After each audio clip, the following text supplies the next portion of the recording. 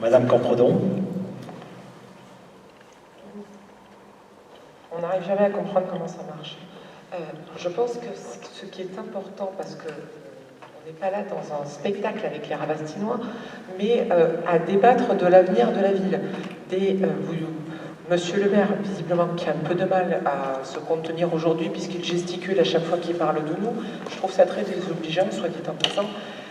Il faut un peu de retenue aussi quand on préside une assemblée. Yaka Fogo, on ne vous l'a jamais dit.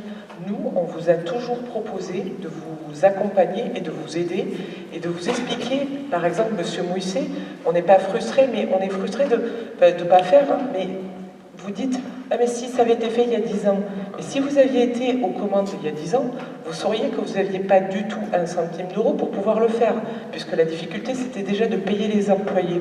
Donc, Madame, je ne reproche rien, je ne fais qu'expliquer. Mais je pense que les Rabastinois doivent savoir aussi pourquoi ça n'a pas été fait, et aujourd'hui on a les moyens de pouvoir faire, mais pas tout, parce que ça me semble très ambitieux.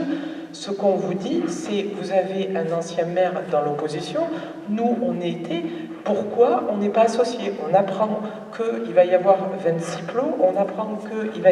Alors qu'on aurait pu être associés au travail qui avait été fait, et par exemple, je n'ai pas pu m'exprimer tout à l'heure, je pense qu'une des priorités du marché des forêts et des spectacles, c'est l'électricité qui saute à chaque fois. Et ça aurait pu passer dans une DETR si on avait participé à un travail de réflexion là-dessus.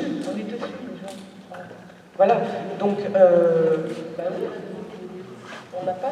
Oui, non, mais d'accord, mais bon, on aurait pu l'associer. Non, c'était...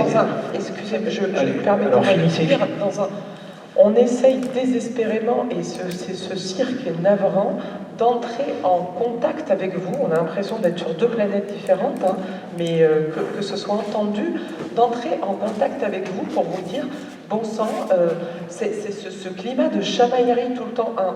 On vous propose plusieurs fois de travailler avec vous. Dès qu'on pose une question, et comme Madame Barnes l'a très bien expliqué, c'est parce qu'on n'a pas les éléments, vous le prenez pour une attaque.